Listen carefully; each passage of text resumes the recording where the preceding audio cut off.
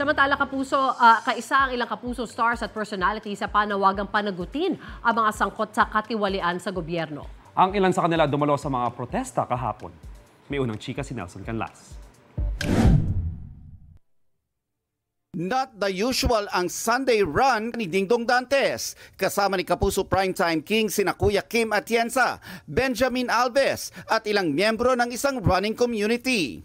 Naka-black shirt sila na may mensahe ng paglaban at pagtakwil sa katiwalian. Ayon kay Dong, we hoped, we dreamed for a corruption-free Philippines, for accountability from those who have stolen from us. Ipinagdarasal din daw nila ang mga lumahok sa mga rally. May kanya-kanya raw tayong paraan ng pagpapahayag ng ating hinaing at paghahanap ng pag-asa. 15 kilometro ang tinakbo ng ilang runners mula UP Diliman hanggang Rizal Park para makiisa sa malawakang kilos protesta.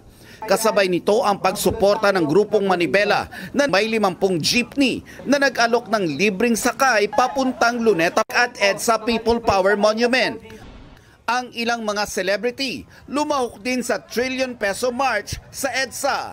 Ang up, tubig, baha, pagnanakaw, korupsyon. Ang down, ang babang-baba, yung mga Pilipino. Si Jenilyn Mercado naman nagpost sa Instagram ng mensaheng protect people, not pockets. Invest in the future, not corruption. Panawagan niya, end corruption now. Ito ang unang balita, Nelson Canlas para sa GMA Integrated News. Gusto mo bang mauna sa mga balita? Mag-subscribe na sa GMA Integrated News sa YouTube at tumutok sa unang balita.